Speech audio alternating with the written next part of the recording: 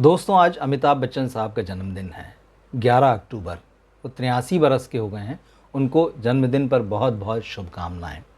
अमिताभ बच्चन का फिल्मी सफ़र 55 साल से भी ज़्यादा लंबा है और इस दौरान उन पर इतना कुछ कहा गया है, इतना कुछ लिखा गया है कि हमें ये लगता है कि अब नया कुछ क्या उनके बारे में कहा जा सकता है, क्या बताया जा सकता है।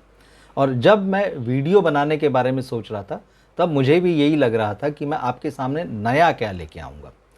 तो मैं आपको बच्चन साहब पर और उनके परिवार पर लिखी हुई एक ऐसी किताब के बारे में बताने जा रहा हूँ, जो हर मायने में हैवी वेट है।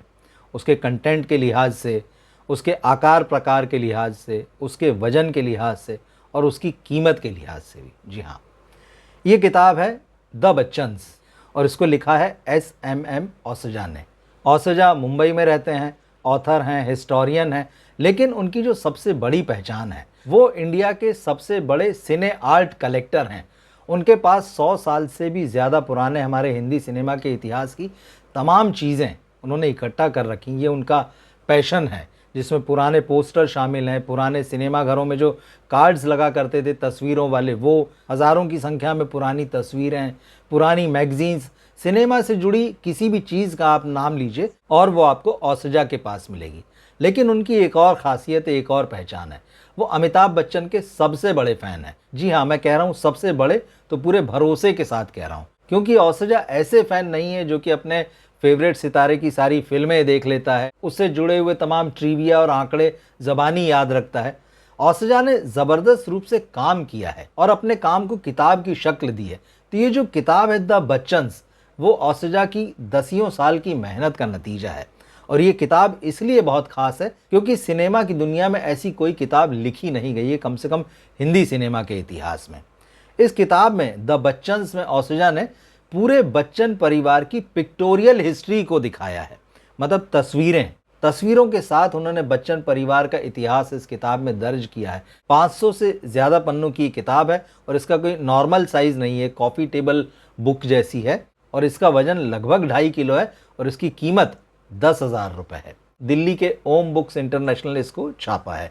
तो जैसा कि मैंने कहा कि ये हर लिहाज से हैवी वेट किताब है। इस किताब में न केवल बच्चन्स की आपको हिस्ट्री मिलेगी, बल्कि पूरी जर्नी मिलेगी अभी तक बच्चन परिवार के जो सबसे नए नवेले सदस्य हैं, अगस्त्य नंदा, जिन्होंने सिनेमा में कदम रख दिया है, वहाँ तक। किताब शुरू होती है अमिताभ बच्चन के पिता हरिवंश राय बच्चन से और वहाँ भी पीछे जिक्र जाता है हरिवंश राय बच्चन साहब के दादाजी का। मतलब वो क्या करते थे, वो अरबी, फारसी के, संस्कृत के विद्वान थे। वहाँ से चीज़ें शुरू हुई है और अगस्त्य नंदा तक आई है। तो खैर, हम यहाँ बच्चन साहब की बात करते हैं, अमिताभ बच्चन की, क्योंकि ओसजा उनके बहुत बड़े फ़ैन हैं। उन्होंने बहुत खूबसूरती से बच्चन साहब से जुड़ी हुई एक एक तस्वीर को इकट्ठा किया है, जिसमें उनकी पर्सनल लाइफ की दुर्लभ तस्वीरें भी शामिल हैं। मैं आपसे पूछता हूं कि क्या आपने अमिताभ बच्चन की जवाहरलाल नेहरू के साथ में कोई तस्वीर देखी है, देश के पहले प्रधानमंत्री? इस किताब में वो दुर्लभ तस्वीर भी है जिसमें हरिवंश राय बच्चन, अमिताभ बच्चन और उनके छोटे भाई अजिताभ, ये नेहरू जी के साथ में है। मतलब इतनी दुर्लभ तस्वीर जो है यहाँ पर आपको देखने मिलेगी। और इसके अलावा अमिताभ का, जैसा मैंने कहा कि 55 साल से भी ज़्यादा लंबा एक सुनहरा कैरियर है, उनसे जुड़ी पुरानी सी पुरानी तस्वीर से लेकर उनके मेगा स्टार बनने तक की हज़ारों तस्वीरें आपको इस किताब में मिलेगी।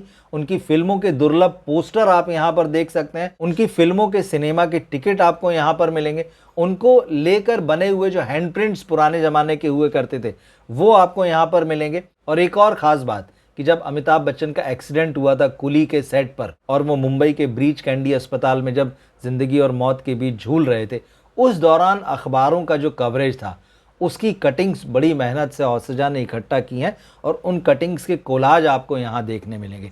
उसके अलावा जब अमिताभ बच्चन ठीक होकर लौटे और फिर उन्होंने राजनीति में भी कदम रखा, तो वो इलाहाबाद से जब उन्होंने लोकसभा का चुनाव लड़ा, उस दौरान किस तरह का कवरेज हुआ, अखबारों की वो कतरनें, वो तस्वीरें जो आज बेहद दुर्लभ हैं, वो आपको यहाँ पर इस किताब में मिलेंगी। और चूंकि ये किताब मैंने पढ़ी, इसलिए मैं आपको बता सकता हूँ कि अमिताभ बच्चन की ज़िंदगी के इतने ट्रिविया इस किताब में है कि मुझे लगा कि अगर अंडरलाइन कर करके उनको प्रॉपर अलग से नोट कर लिया जाए तो वो एक बहुत ही रोचक और खूबसूरत किताब बन पड़ेगी। यहाँ आपको अमिताभ बच्चन की पूरी जर्नी के साथ साथ जया बच्चन की भी जर्नी मिलेगी। जया बच्चन के जीवन की, उनके पर्सनल लाइफ की तस्वीरें, उनके पेरेंट्स की, उनके स्कूली दिनों की वो तस्वीरें यहाँ मिलेगी। जया बच्चन की फिल्मों के पोस्टर, अमिताभ और जया की पूरी कहानी कि जब अमिताभ स्टार नहीं बने थे उस वक्त जया एक बड़ी स्टार के रूप में स्टैब्लिश हो चुकी थी, अमिताभ संघर्ष कर रहे थे। लेकिन फिर जब अमिताभ ने स्टारडम हासिल किया और उसके बाद जिस तरह से वो सफलता की सीढ़ियां चढ़ते चले गए, उस समय का ऐसा इंप्रेशन सबके दिमाग में मिलता है कि अमिताभ तो सफलता की सीढ़ियां चढ़ रहे थे और जया बच्चन सिर्फ शायद परिवार संभाल रही थी। लेकिन जब आप इस किताब को पढ़ते हैं, बच्चन की जर्नी को देखते हैं, अमिताभ और जया की जर्नी को, तो पता चलता है कि जया बच्चन भी उतनी ही सक्रिय थी और वो बहुत बढ़िया बढ़िया फिल्में और शानदार रोल कर रही थी। कहीं से ये नहीं था कि वो सिर्फ हाउसवाइफ का रोल निभा रही थी, वो सिनेमा में भी ज़बरदस्त ढंग से अपनी पहचान छोड़ रही थी। तो अमिताभ और जया की पूरी कहानी मिलेगी। अमिताभ बच्चन के स्टारडम को आप इस किताब में महसूस कर सकते हैं। उस दौरान ट्रेड में उनको लेकर किस तरह से रिव्यू लिखे गए, उनकी फिल्मों को उस दौर की मैगजीन्स ने कितना हाई रेट किया और किस तरह से साल दर साल वो कहती गई कि अमिताभ 1 से 10 तक है और उनके बाद भी नंबर 2 पर कौन है ये ठीक ठीक समझ में नहीं आता। मतलब उस समय का जर्नलिज्म भी आपको इस किताब में नजर आएगा। अमिताभ के कैरियर ग्राफ को समझने के लिए ये बहुत ही शानदार किताब है। अब जब अमिताभ और जया की बात हुई तो उनके बाद, क्योंकि ये पूरी फैमिली पर है, पूरे बच्चन फैमिली पर है, तो यहाँ आपको अभिषेक की जर्नी पहले सिनेमा से लेकर जो भी अब तक का उनका कैरियर है पिछले 2 साल पहले तक का, वो पूरी जर्नी मिलेगी। ऐश्वर्या के बारे में आपको मिलेगा। तो कुल मिलाकर ये बच्चन परिवार की तस्वीर को सामने लेकर आती है और इस बात को आप बिल्कुल भूल नहीं सकते कि हिंदी का जो सिने सांस्कृतिक इतिहास है, जो सिने कल्चर की जो हिस्ट्री है, वो बच्चन्स के बगैर अधूरी है। मैं आपसे ये कहूँगा कि अगर आप बच्चन्स के फ़ैन है या हिंदी सिनेमा के इतिहास में आपको दिलचस्पी है तो इस किताब को आपको ज़रूर अपने पास रखना चाहिए। हाँ, ये बात ज़रूर है कि ये किताब महंगी है। जैसे मैंने कहा कि 10,000 रुपये इसकी प्राइस है, मतलब इसकी प्राइस उस पर जो प्रिंट है वो 9,995 मतलब 9,995 रुपीज़ है, जो ऑलमोस्ट 10,000 हो ही जाता है।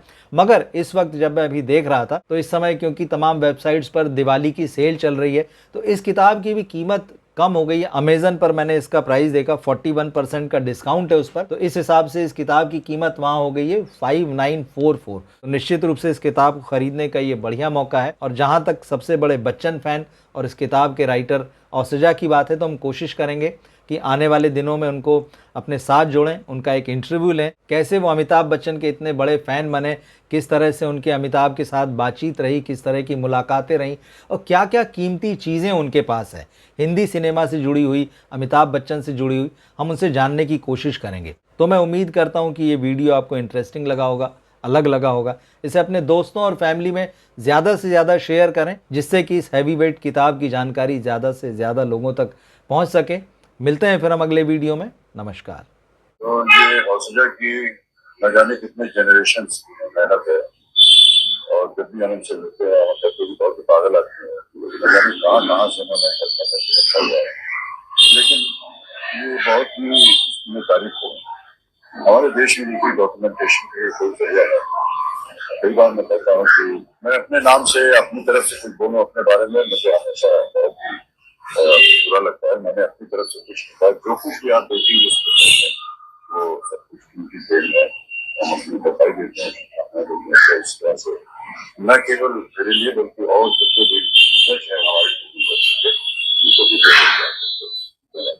मेरी ओर से बहुत बहुत शुभकामनाएं। Thank you.